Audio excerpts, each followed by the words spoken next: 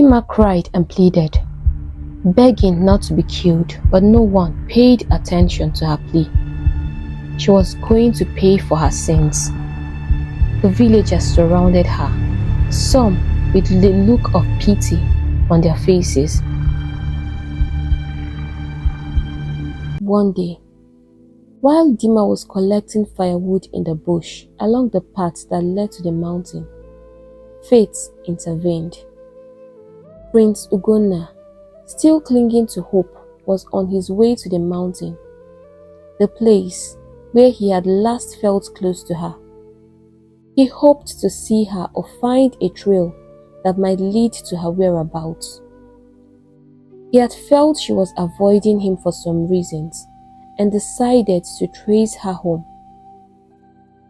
When she finally arrived and stopped at the shrine, Prince Ugona was shocked. Does it mean that Dinmma lived in the shrine? Could she be an Osu, he thought to himself. He wondered how she had come to be in this dreadful position within his kingdom. With a heavy heart, he mounted on his horse and rode back to the palace, overwhelmed by sadness. That evening, with his mind racing and heart heavy, Prince Ugona needed answers. After the king had retired for the night, he quietly made his way to the queen's chamber. He stood before his mother, the worry clear in his eyes, and said, "Mother, I am disturbed and just need answers to some questions." The queen tilted her head up. "What is it, my son?" she asked, worried. "How does my father get all these girls used as slaves and sacrifices in the shrine?" he asked. Anger mixed in his voice. The queen stared at him for a while. The queen's face was filled with sadness as she looked at her son. "These girls come from villages that had once wronged us in past wars. They are brought here as a form of revenge by your father, an old tradition he has reignited when he came into power." Ugona's heart sank as he listened. The realization that Dinmma, the girl he loved, was one of those captives weighed heavily on him. "Mother, is there no way to stop him? It's cruel and unjust," he exclaimed. The queen was silent for a moment, thinking deeply. "Your father, the king, holds the power to stop this. He is stubborn and very heartless. You, however, will be king one day. Perhaps you can find a way to bring change." Ugona left his mother's chamber, feeling determined. Over the next few days, he spent his time learning about the laws and traditions of Agba. He wanted to find a loophole or a way to challenge the status quo. Meanwhile, Dinmma felt the weight of her destiny crushing her spirit. She missed Ugona and the freedom she felt when she was on the mountain with him. Each day without him made her heart ache more. One night, Ugona decided he couldn't wait any longer. He went to the shrine where Dinmma was kept. Sitting beside her, he said, "I've been thinking about us and how we can be together. I know it's dangerous and I know it's against all the rules, but I want you to know that I love you, Dinmma." Dinmma looked at Ugona, tears in her eyes. She knew the risk Ugona was taking by coming here and by loving her, an Osu. "Ugona, I love you too, but we must be careful. Your father will never allow us to be together. And I'm sorry I didn't tell you. I was scared of losing you." "I know," Ugona replied. but I'm going to change that. I'm learning a lot about our laws and finding a way to challenge the tradition.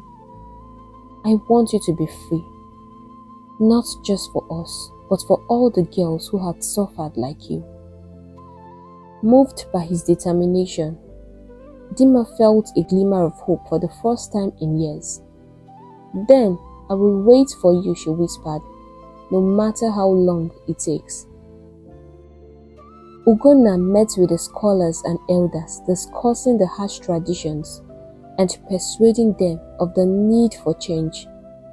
He spoke about justice and compassion, values that had been forgotten in the pursuit of revenge. They all listened to him with rapt attention. The truth was, they hated King Obidi's rulership, his tyrant government, and the way the people were suffering. But they were afraid of him. Prince Ugona encouraged them, promising to stand strongly with them. Finally, the day came when Ugona was to speak before the king and the council. With the whole village gathered, Ugona stood up and spoke with passion and conviction. "Father, we must end this practice of taking captives for past wrongs and using innocent virgins for sacrifice. It's time we lead with mercy and forgiveness, not with revenge." This provoked the king as he felt challenged. No one ever challenged him or the laws that guided the land. Everyone was scared of him, including the elders. He wondered what sparked Ugona's interest with the virgins used for sacrifices. Ugona never concerned himself with the traditions of the land. Could it be the maiden in the shrine? No way. "There's no way we are doing that," he replied angrily. "And no one dares challenge me, not even my son. Now, you all should leave this minute," he thundered. Everyone ran for their dear life except for Ugona. He was tired of his father's wickedness, and it was time someone stood up to him. "Father, you have done enough evil. You kidnap young maidens, taking away their lives and dreams, and then spill their blood or dedicate them to your blood-sucking demon that you call God. How much more would you do? If you don't free that girl in the shrine, I will fight you with the last drop of blood in me." The king was shocked. He had never seen the prince speak with so much energy and authority.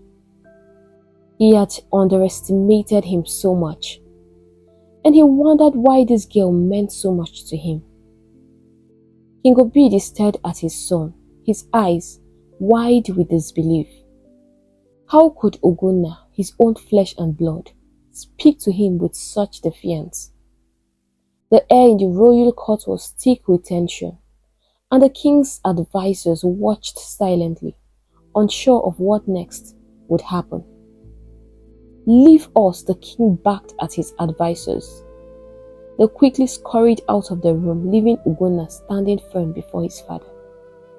Once they were alone, King Obidi's anger fled. "How dare you challenge me in my own palace," he roared. "What is it about this girl that has poisoned your mind?" Ugona, his heart pounding fiercely, met his father's gaze without flinching. "It's not about poison, father. It's about what is right. Dinmma is a person, not a possession. She has hopes and dreams, just like any of us. We should be protecting her, not punishing her for things she had no part in."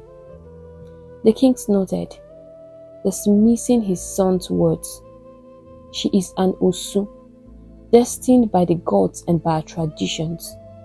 You know well the consequences of breaking such sacred rules." Ugona's resolve didn't waver. "You made those rules. Then you must change the rules. We can't keep living in the past. It's time for our kingdom to seek justice and kindness. Father, not revenge. King Obidi's face turned red with fury. Enough! He paused, taking a deep breath, trying to control his anger. He decided there and then to find out why the prince was so interested in Dinmma's freedom. A spy was assigned to follow Ugona discreetly, reporting back to the king on all his activities. Despite knowing the risk, Ugona continued to meet Dinmma at the mountain, their love growing stronger with each visit.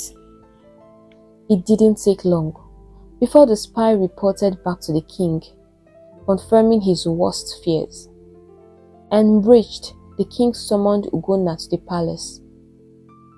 Why, Ugona? What have you done? The king was deeply hurt by his son's action. I love her, father, even before I found out who she was. The king fell on the floor and groaned in pain. You want to destroy our land. Can you bear the wrath of the gods?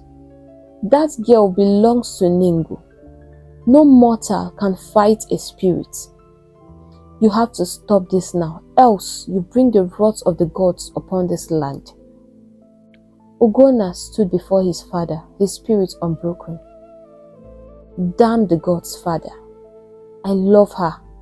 I know gods, law or tradition can change how I feel. The king, feeling challenged and furious, decided on a drastic step to separate the lovers. If you don't stop, I'll kill her.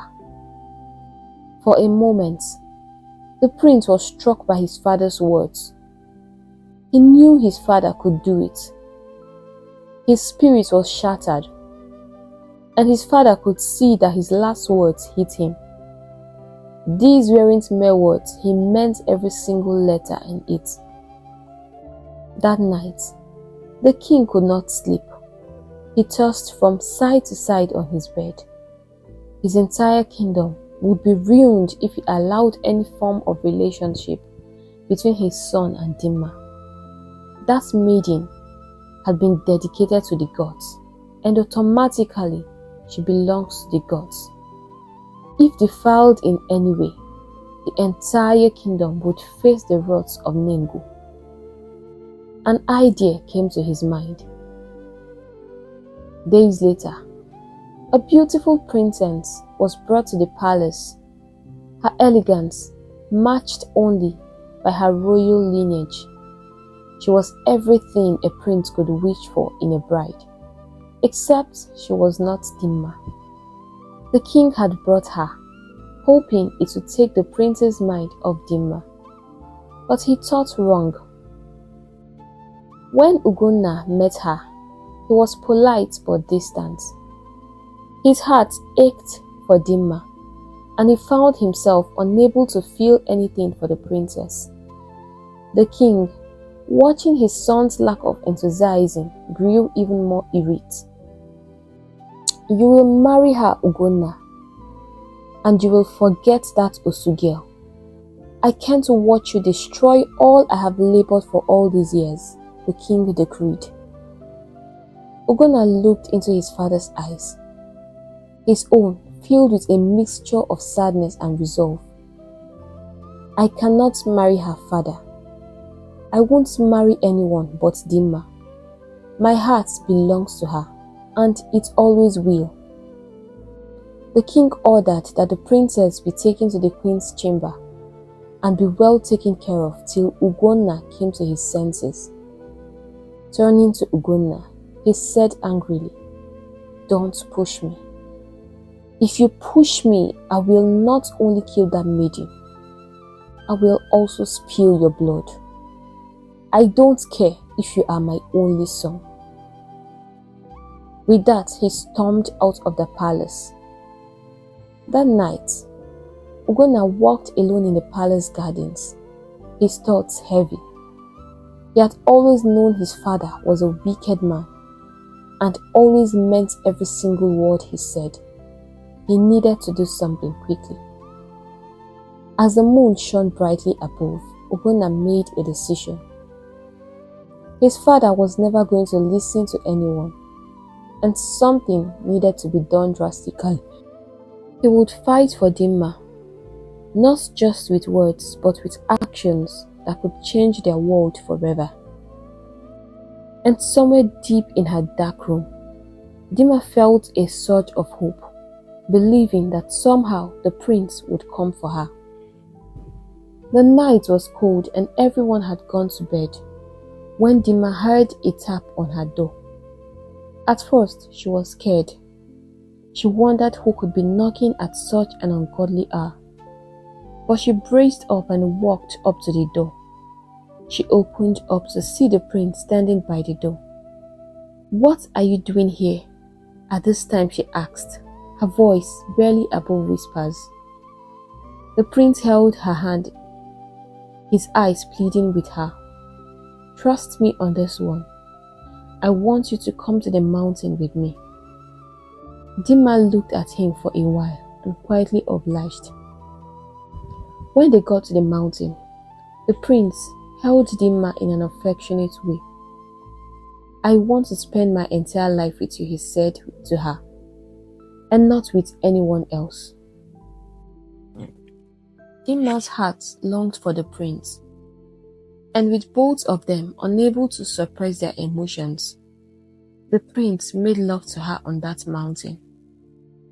Her virginity was taken away, making her no longer worthy to stand before Ningo. They both sat at the top of the mountain cuddling. Dinmma was scared as to what would happen after that. Mude, the chief priest, had told her the gods would strike her down.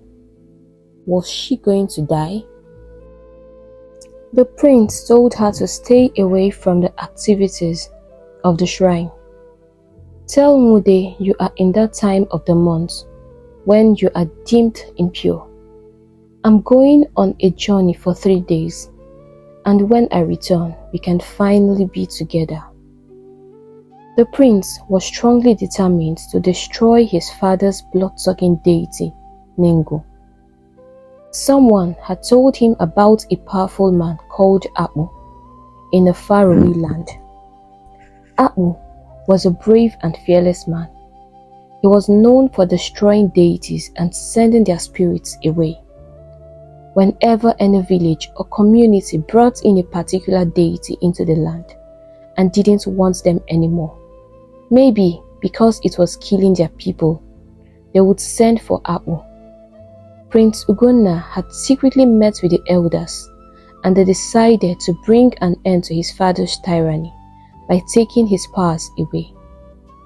None of the villagers were happy with him. 3 days passed and the prince was not back. Days turned into weeks and still no sign of the prince. Everyone was becoming worried, and Dinmma was restless. She was pregnant and would be in trouble if anyone noticed. She cried and prayed all night, hoping the prince was safe and would come back to her. She couldn't face this alone. Then, tragedy struck. Strange things began happening in the land, and people were dying mysteriously. In just one day, 10 bodies could be arrayed. The villagers woke up every morning with cries. Immediately, the king summoned the chief priest, who told them Ningo was angry. Dinmma the Osu girl has been defiled by royal blood.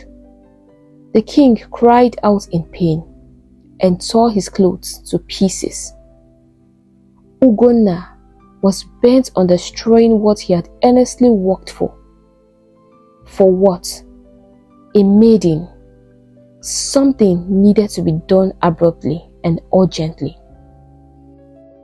He wondered why, of all the maidens in the village, it had to be Dinmma, the Osu girl. The king was furious. The oracle had told him that Dinmma was pregnant with a child of the prince. The only option he had was to appease Nengu with her blood. That was the only way it could stop killing people. After which they would embark on a purification ritual to cleanse the land. Prince Ugona was still yet to return. Everyone was bothered, but firstly they needed to put an end to the deaths happening in the village. That afternoon, Wunde carried a calabash that would be used to fetch Dinmma's blood for sacrifice. He was a very heartless man, and didn't flinch at the thought that he had watched Dinmma grow for so many years.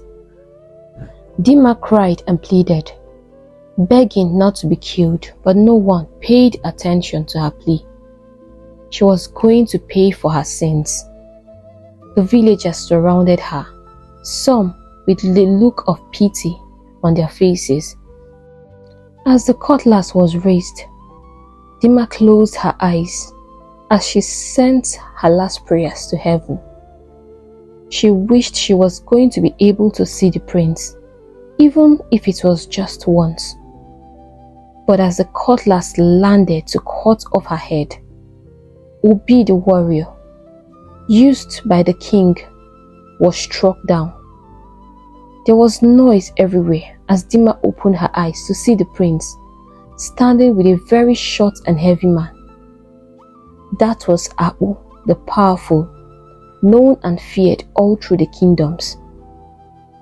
However, amidst the chaos, the elders of the village, wise and respected, gathered around the prince and Agba, leaving the king. They formed a circle of protection and solidarity, ready to support the bold move that was about to unfold. The king, once a towering figure of authority, stood alone and bewildered. The ground beneath him seemed to shift, as he could hardly believe the scene unfolding before his eyes. Nor could he have ever imagined such a day. His son had betrayed him. With the backing of the prince and the village elders, Agba moved determinedly towards the dark shrine of the evil deity that long plagued their land. His steps were firm, his resolve unshakable. In his hands he carried a peace offering, symbolizing not just submission but a clever rush to approach the altar. As he stood before the shrine, overshadowed by looming statues and flickering torchlights, Agba set down his offering. Then, with a deep breath, he began to chant, calling upon the ancient and mighty power of Nengu. His voice echoed through the trees, strong and clear. This was no ordinary chant. It was a powerful plea to the heavens, a call for purity and freedom. This ritual was not quick. It stretched on, the sun tracing its path across the sky as Agba's voice never wavered. His intention was bold and clear, to cast out the malevolent spirit inhabiting the deity, to topple its reign of terror. With each word, the air grew heavier, the sky darker, as if nature itself was pausing to witness this moment of reckoning. Finally, as the chant reached its peak, the ground beneath the shrine trembled. Agba's final words rang out, a commanding cry that pierced the air. In response, a gush of wind swirled around, lifting everything near the shrine into a whirlwind of leaves and debris. The villagers, peeking from behind their safe havens, watched in awe and fear. With one last thunderous chant, Agba directed the spirit towards the river that bordered their land. The villagers watched as the dark swirling energy of the deity was sucked into the water, carried away by the rushing currents, forever banished from their home. The shackles of fear were broken, and a wave of relief watched over everyone. The captives, Those ones under the dark deity's shadow felt their bonds break, freeing their spirits and bodies. King Obidi, unable to bear what was happening, tried to strike Abu, and he fell on his face immediately and died. As the river carried away their fears, the skies cleared and a gentle sun began to shine, promising new beginnings for the prince, Dinmma, and all the villagers. With hearts light and hopes high, they knew their lives were about to change forever. Dinmma was finally free as Ning was gone. It was indeed a big celebration as drums rolled. The village would now know peace, free from the tyranny of King Obidi. They sang the praises of Prince Ugona till dawn. King Obidi was buried quietly without any public mourning. Everyone in the kingdom disliked him intensely, so no tears were shed over his passing. Dinmma's newfound freedom brought a spark of hope to her life. She was no longer held captive by the dark forces that loomed over her in this strange land. For 10 long years, she had dreamed of the day she could return home. Throughout these years, her heart clung to the hope that her mother was still out there, waiting for her return. With the dawn of her liberation, Prince Ugona, who had stood by her side through thick and thin, decided it was time to reunite Dinmma with her past. Together with the palace guards, who were as loyal as they were brave, they gathered bits and pieces of information. Each clue was like a star in the night sky, guiding them towards the kingdom of Amagu, where Dinmma's mother lived. As they traveled through lush forests and crossed sparkling streams, anticipation built up inside Dinmma. Her mind was a well of emotions, memories of her mother's warm hugs and laughter echoing through her thoughts. Finally, after a journey that seemed both brief and endless, they arrived at a modest, sunlit cottage nestled at the edge of the kingdom. There, Dinmma's mother, a woman of gentle strength and faded beauty, lived. Time had drawn lines on her face, but her spirit remained unyielded by the years that had passed. When she saw the royal entourage approaching her home, confusion and astonishment danced in her eyes. Royalties at her doorstep. It was a sight she never imagined she would see, especially after years of believing the cruel whisper of fate that Dinmma was no more. The moment Dinmma stepped forward, the earth seemed to stand still. "Mother," she called out, her voice a tender melody that had long been silent in her mother's life. With those words, a powerful emotion surged through the small walls of the house. Dinmma rushed forward and embraced her mother, who stood frozen, overwhelmed by the moment. As they held each other, tears flowed freely, mingling with smiles and soft sobs. Her mother's heart, heavy with years of grief and loss, began to melt under the warmth of Dinmma's hug. That voice, it was the one she had whispered good night to in her dreams, the one she hoped against all hope to hear again. In that instant, every night spent listening for a sign, every day spent gazing on the horizon, hoping for her daughter's return, all condensed into a single overwhelming burst of joy. The reunion was more than a meeting of mother and daughter. It was a healing of wounds, a restoration of broken family. As they pulled away to look at each other, with tears still glimmering in their eyes, the prince and the guards watched silently, knowing they had witnessed a moment of profound beauty and deep emotion that resonated through every heart present. The hut, once a place of solitude, now buzzed with vibrant energy of reunion and redemption. Dinmma shared her story, with her mother, and they both wept together. They never knew they were going to see each other again. Prince Ugona, watching this tender scene unfold, felt a profound sense of accomplishment and peace. His quest to bring Dinmma home had not only liberated her from her captivity, but had healed deep scars left by separation. The village soon heard of the joyous news.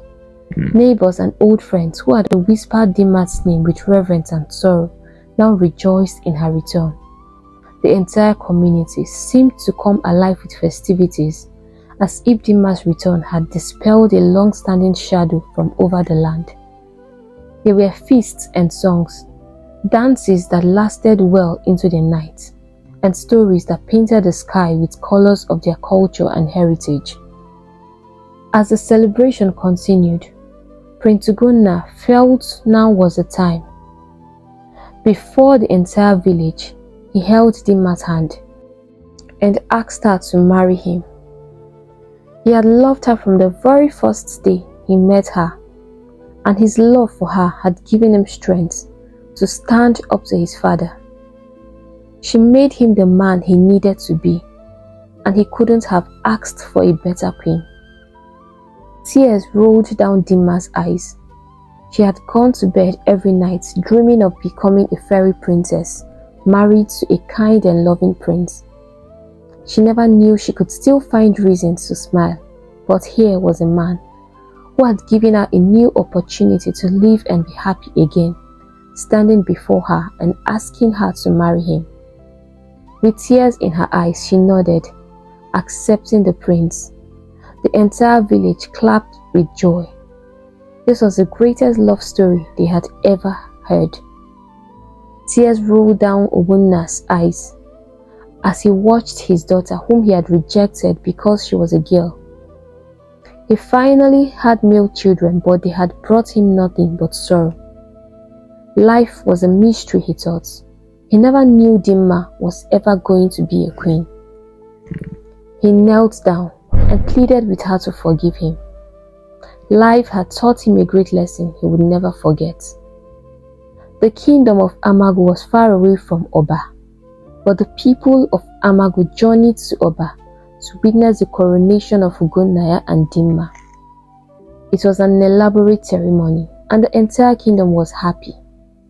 Dinmma's parents hugged her and gave their blessings to her. Amaka was also present. She united with her best friend. It was a happy moment for everybody. And so, Dinmma and Ugona's love became a legend, a story told beneath starlight skies, a reminder of the power of hope and the enduring light of human kindness in the face of darkness. In Oba and beyond, their legacy flourished, a beacon for future generations dancing on the shores of the kingdom set upon a hill, surrounded by the streaming waters of hope. The reign of King Ugona and Queen Dinmma was the best reign the kingdom of Oba had ever known. Hey bestie, thank you so much for watching this amazing story, and I hope you loved it and learned one or two lessons from it. I would love you to share your lessons in the comment section so others could learn from it. Also, I want to appreciate you all for your love and your kindness. It's just been so massive. 5K subscribers in less than 2 months. I want to really let you know that I'm grateful and I appreciate all your support. Meanwhile, if you are yet to subscribe to our YouTube channel, do not skip this video without subscribing to our channel and turn on your notification bell so that you get notified whenever we post new stories. Right now, I'll have to go and see you in our next story. Bye!